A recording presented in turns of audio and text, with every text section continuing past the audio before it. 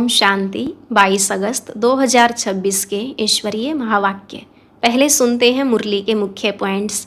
बाबा ने कहा, तुम्हें पवित्रता का कंगन भी पूरा बांधना है। काम तो महाशत्रु है, इसलिए मेरे साथ प्रतिज्ञा करो कि अब कभी पतित नहीं बनेंगे। बाप गारंटी करते हैं, तुम मुझे याद करते रहो तो आधा कल्प के पाप जलकर खत्म हो जाएंगे।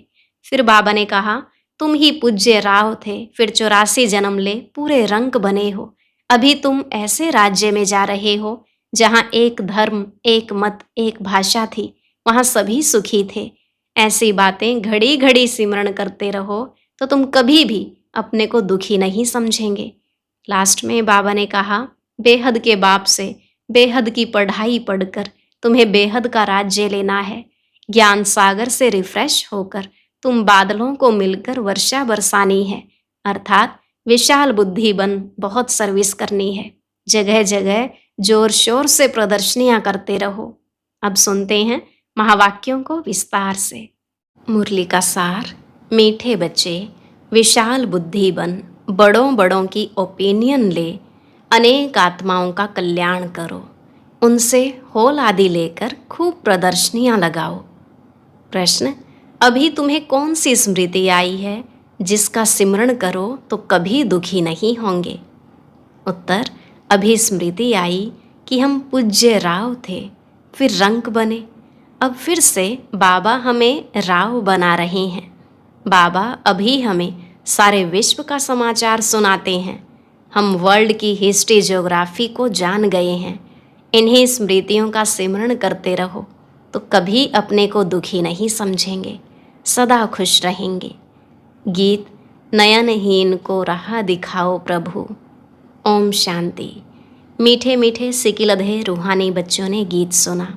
बच्चे समझते हैं कि बाप को मिलना व बाप से वर्षा लेना बहुत सहज है। गाया भी जाता है, बाप से एक सेकंड में जीवन मुक्ति का वर्षा मिलता है। जीवन मुक्ति माना सुख, शांति, संपत्ति आदि का वर्षा। अब जीवन मुक्ति और जीवन बंध 2 अक्षर हैं। बच्चे जानते हैं, इस समय भक्ति मार्ग और रावण राज्य के कारण सब जीवन बंद में हैं। बाप आकर बंधन से मुक्त करते हैं, वर्षा देते हैं।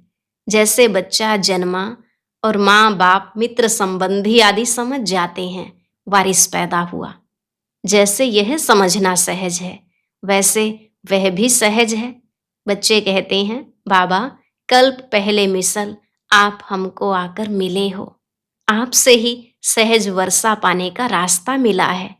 यह तो हर एक जानते हैं, नई सृष्टि का रचयिता भगवान ही है। वह हमको भटकने से बचाते हैं। कल भक्ति करते थे, आज बाप से सहज ज्ञान और राजयोग का रास्ता मिला है। बच्चे अपना अनुभव सुनाते हैं कि हम बी के द्वारा सुना कि 2 बाप हैं। यह सिवाय तुम्हारे और कोई मुख से कह न सके कि 2 बाप हैं। तुम्हारी हर एक बात वंडरफुल है।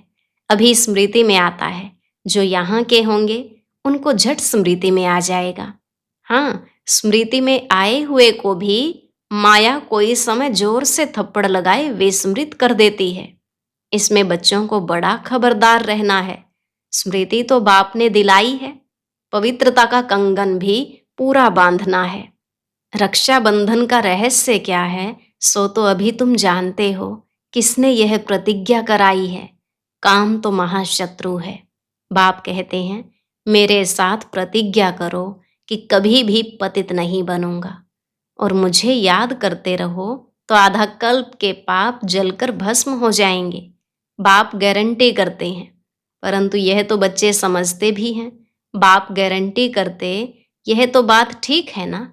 सोनार गारंटी भी क्या करेंगे कि हम पुराने जेवर को नया बनाएंगे। उनका तो यह काम ही है। आग में डालने से जरूर वह सच्चा सोना बन ही जाएगा। तो बाप समझाते हैं, आत्मा में भी खाद पड़ी है, कैसे सतो रजो तमो में आते हैं। यह बहुत सहज है। चित्र भी इसलिए बनाए हैं कि इस पर सहज समझा सकें। यूनिवर्सिटी, कॉलेजेस आदि में भी नक्शे होते हैं ना, अनेक प्रकार के। तुम्हारे भी यह नक्शे हैं। तुम अच्छी रीति किसको समझा सकते हो?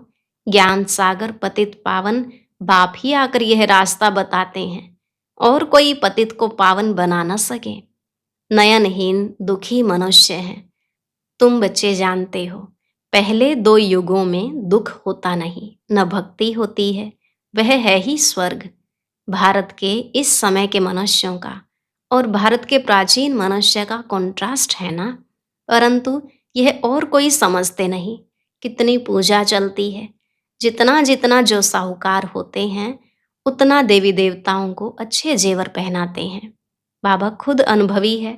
बॉम्बे में लक्ष्मी नारायण का जो मंदिर है, उनके ट्रस्टी ने लक्ष्मी नारायण के लिए हीरों का हार बनवाया था। बाबा को उस ट्रस्टी का नाम भी याद है।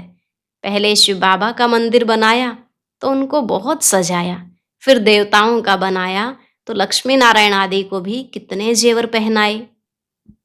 उस समय कितना धन होगा। मोहम्मद गजनवी कितने ऊंट भर कर ले गया। भारत में कितना अथाह धन था। अभी तुम यथार्थ रीति समझते हो हमारा भारत क्या था। हमारे भारत में कुबेर का खजाना था। हीरे जवाहरों के मंदिर बनाते थे। अभी वह चीजें हैं नहीं, सब लूट कर ले गए। अभी तो क्या हाल हुआ है। तुम ही पूज्य राव थे, फिर तुम ही 84 जन्म ले पूरे रंग बने हो। ऐसी ऐसी बातें घड़ी घड़ी सिमरण करनी चाहिए, तो फिर कभी भी तुम अपने को दुखी नहीं समझेंगे। दिल में सिमरण करते रहेंगे, हम बाबा से क्या ले रहे हैं। बाप आकर हमको सारे विश्व का समाचार सुनाते हैं। यह वर्ल्ड की हिस्ट्री ज्योग्राफी कोई भी जानते नहीं। तुम जानते हो, पहले एक धर्म, एक राज्य, एक ही मत, एक भाषा थी। सभी सुखी थे। पीछे यह आपस में लड़ने झगड़ने लगे और भारत टुकड़ा टुकड़ा होने लगा। पहले ऐसे नहीं था। वहां कोई भी किस्म का दुख नहीं था। बीमारी का नाम निशान नहीं था। उसका नाम ही है स्वर्ग। तुमको अपनी स्मृति आई है। बरोबर कल्प कल्प हमको विस्मृति होती है, फिर स्मृति में आता है। पहली एकज भूल हुई है, जो रचता और रचना को भूल गए। अभी तुम आदि मध्य अंत को जानते हो। सतयुग में भी यह नॉलेज नहीं होगी, तो फिर परंपरा कैसे चल सकती। उस समय मुख्य तो राजे लोग ही होते हैं। ऋषि मुनि थोड़े ही होते हैं। वे द्वापर से आते हैं। ऋषि मुनि आदि को खान पान भी राजाओं से ही मिलता है। राजाएं संभाल करते हैं, क्योंकि फिर भी संन्यास करते हैं ना। प्राचीन भारत का प्राचीन राजयोग गाया जाता है। प्राचीन ऋषि मुनि नहीं कहेंगे, वह तो द्वापर में ही आते हैं। वह राजाओं के आधार पर चलते हैं। कहते हैं हम रचता और रचना को नहीं जानते। बाप कहते हैं यह खुद राजाएं भी नहीं जानते। इस दुनिया में कोई भी इस नॉलेज को नहीं जानते। अभी तुम बच्चे समझदार बने हो। लक्ष्मी नारायण के मंदिर जो बनाते हैं, उनको तुम लिख सकते हो इतने लाखों रुपए खर्च कर मंदिर बनाया, परंतु उनकी जीवन कहानी का आपको पता है। इन्होंने राज्य कैसे पाया, फिर कहाँ चले गए, अभी कहाँ हैं। हम आपको सब राज बता सकते हैं। ऐसा उन्हों को लिख सकते हो। तुम बच्चे तो हर एक की जीवन कहानी को जान चुके हो, तो क्यों नहीं लिखना चाहिए। हमको टाइम दो तो हम एक एक की जीवन कहानी बताएंगे। शिव के मंदिर जो बनाते हैं, उनको भी तुम लिख सकते हो।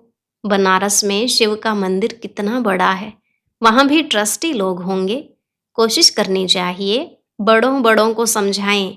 बड़े आदमी समझ गए तो उनका आवाज बहुत होता है।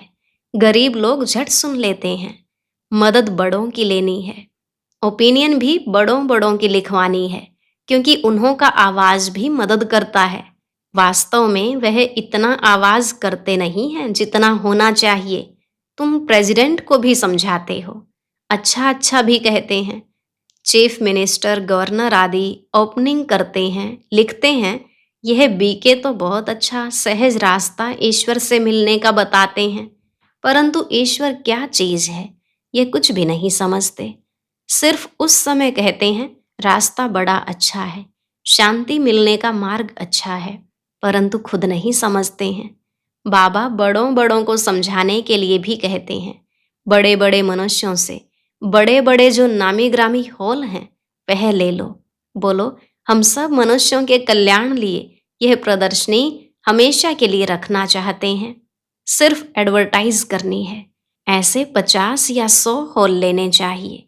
भारत तो बहुत बड़ा है ना, एक एक शहर में 10-12 हॉल लो, अखबार में पड़ जाए इतने हॉलों में प्रदर्शनी हो रही है। जिनको समझना है वह आकर समझें, तो कितने का कल्याण हो जाएगा। बच्चों को बड़ा विशाल बुद्धि बनना चाहिए, सर्विस बच्चों को करनी चाहिए ना। बाप सब बच्चों को कहते हैं प्रदर्शनियां बहुत जोर शोर से करो, बाबा तैयारी करा रहे हैं, बच्चों को कोशिश करनी चाहिए। यह सब समझने की बातें हैं। भगवान आते हैं, प्रजापिता ब्रह्मा द्वारा रचना रचते हैं प्रजा की, तो जरूर कितने ब्राह्मण रचे होंगे, अब फिर रच रहे हैं। कितने ब्राह्मण ब्राह्मणियां हैं। बाबा यह ब्राह्मण धर्म रचते हैं संगम पर। तुम प्रैक्टिकल में देख रहे हो और समझ रहे हो। यह बातें कोई शास्त्रों में नहीं है। तुम बच्चे समझते हो बाबा आते ही तब हैं जब पतित दुनिया को पावन बनना होता है। यह भी जानते हो परमात्मा प्रजापिता ब्रह्मा द्वारा ही रचना रचते हैं, परंतु कब रचते हैं यह नहीं समझते। वह समझते हैं कोई नई रचना रचते होंगे। ब्रह्मा को तो सूक्ष्म वतन में समझते हैं, अभी तुम समझते हो प्रजापिता ब्रह्मा तो यहाँ है। तुम सूक्ष्म वतन में जाते हो, पवित्र बन फिर फरिश्ते बन जाते हो, साक्षात्कार करते हैं। बच्चे आकर सुनाते हैं वहाँ मूवी चलती है, वह है ही मूवी वर्ल्ड। तुमने मूवी बाइस्कोप भी देखा था। अभी प्रैक्टिकल सब बातों को तुम जान चुके हो। मूल वतन है साइलेंस वर्ल्ड, वहाँ आत्माएं रहती हैं। सूक्ष्म वतन में सूक्ष्म शरीर भी है, तो जरूर कुछ भाषा भी होगी। तुम बच्चों की बुद्धि में है। हम आत्माओं का स्थान शांति धाम है। फिर है सूक्ष्म वतन, वहाँ ब्रह्मा विष्णु शंकर रहते हैं, और यह है कलयुग और सतयुग का संगम। यहाँ बाप आते हैं, यहाँ से तुम ब्राह्मण जाते हो। पियर घर और ससुर घर है ना, यहाँ दोनों तुम्हारे पियर हैं। बाप दादा दोनों मेहनत करते हैं बच्चों को गुलगुल बनाने। मुसलमान भी कहते हैं गार्डन ऑफ अल्लाह। कराची में एक पठान था, वह सामने खड़ा होता था, देखते देखते गिर पड़ता था। पूछा जाता था तो कहता था हम खुदा के बगीचे में गया, खुदा ने फूल दिया। अब उनको ज्ञान तो था नहीं। अभी तुम समझते हो बगीचा किसको कहा जाता है। यह है कांटों का जंगल और वह है फूलों का बगीचा। तुम्हारी बुद्धि में सारा राज है। सतयुग क्या है, कलयुग क्या है, तुमको बहुत खुशी होनी चाहिए। सारा चक्र तुम्हारी बुद्धि में है। विस्तार तो इनका बहुत है। तुम्हारी बुद्धि में कितना शॉर्ट में बैठा हुआ है। तुम बच्चों ने रचता बाप द्वारा रचता और रचना को जाना है। ब्रह्मा को रचता नहीं कहेंगे, रचता एक है। बलिहारी भी एक की है। पहले पहले रचना ब्रह्मा की है, फिर कहेंगे श्री कृष्ण की। ब्रह्मा तो है, ब्राह्मण भी जरूर चाहिए। पांडवों को ब्राह्मण नहीं समझेंगे, ब्रह्मा द्वारा ब्राह्मण चाहिए। यह है रूहानी यज्ञ, इसको स्पिरिचुअल नॉलेज कहा जाता है।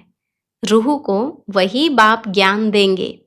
तुम जानते हो हमको मनुष्य नहीं पढ़ाते हैं, सभी आत्माओं का बाप पढ़ाते हैं। कहते भी हैं ब्रह्मा द्वारा स्थापना श्री कृष्ण के लिए थोड़े ही कहेंगे, वह तो हो भी न सके। ब्रह्मा द्वारा स्थापना कौन कराते हैं, क्या श्री कृष्ण? नहीं, परमपिता परमात्मा। विष्णु द्वारा पालना, ब्रह्मा और विष्णु का कितना पार्ट है। ब्रह्मा मुख वंशावली ही फिर जाकर विष्णुपुरी के देवता बनते हैं। ब्रह्मा सो विष्णु, विष्णु सो ब्रह्मा, यह भी बच्चों को समझाया है। ब्रह्मा सो विष्णु बनने में 1 सेकंड, विष्णु सो ब्रह्मा बनने में 84 जन्म। कितनी वंडरफुल बातें हैं, कोई भी समझ ना सके। यह है बेहद की बातें। बेहद के बाप से बेहद की पढ़ाई पढ़, बेहद का राज्य लेना है। सृष्टि चक्र को जानना है। आत्मा ही जानती है शरीर द्वारा, ऐसे नहीं कि शरीर नॉलेज लेता है आत्मा द्वारा। नहीं, आत्मा नॉलेज लेती है। तुमको कितनी खुशी है, यह आंतरिक गुप्त खुशी होनी चाहिए। पढ़ाई के संस्कार आत्मा में है। दुख भी आत्मा को होता है। कहते हैं हमारी आत्मा को दुखी मत करो।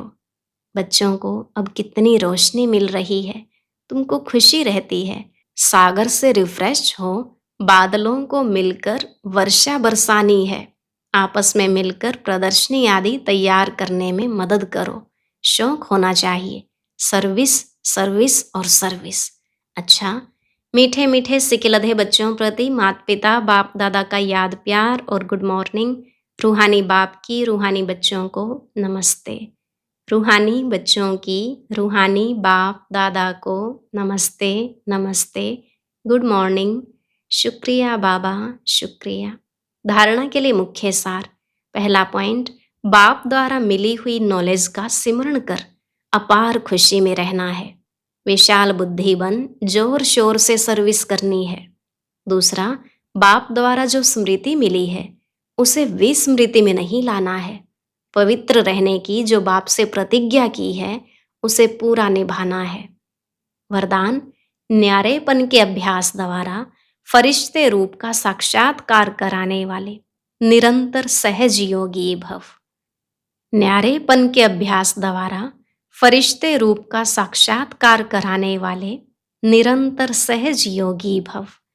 बाबा ने कहा, जैसे कोई भी वस्त्र धारण करना व न करना अपने हाथ में होता है, ऐसा अनुभव इस शरीर रूपी वस्त्र में हो। जैसे वस्त्र को धारण करके कार्य किया और कार्य पूरा होते ही वस्त्र से न्यारे हुए। शरीर और आत्मा दोनों का न्यारापन चलते फिरते अनुभव हो, तब कहेंगे निरंतर सहज योगी। ऐसे डिटैच रहने वाले बच्चों द्वारा अनेक आत्माओं को फरिश्ते रूप व भविष्य राज्य पद के साक्षात्कार होंगे। अंत में इस सर्विस से ही प्रभाव निकलेगा। स्लोगन, संगम का 1 सेकंड भी व्यर्थ गवाना अर्थात 1 वर्ष गवाना। संगम का 1 सेकंड भी व्यर्थ गवाना अर्थात 1 वर्ष गवाना। अव्यक्त इशारे, अपवित्रता के बीज को भी समाप्त कर संपूर्ण स्वच्छ बनो।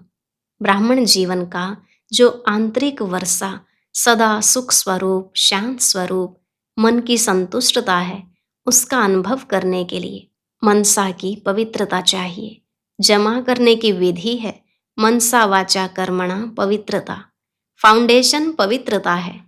सेवा में सफलता का आधार भी पवित्रता है। संकल्प व बोल में और कोई भी भाव मिक्स नहीं हो। भाव में भी पवित्रता, भावना में भी पवित्रता हो। आज का अव्यक्त ज्ञान मोती सुनने के लिए ऊपर दिए गए बॉक्स पर क्लिक करें। अगर बॉक्स दिखाई नहीं दे रहा है तो ऊपर जो कॉर्नर में शो लिखा हुआ है उस पर क्लिक करें।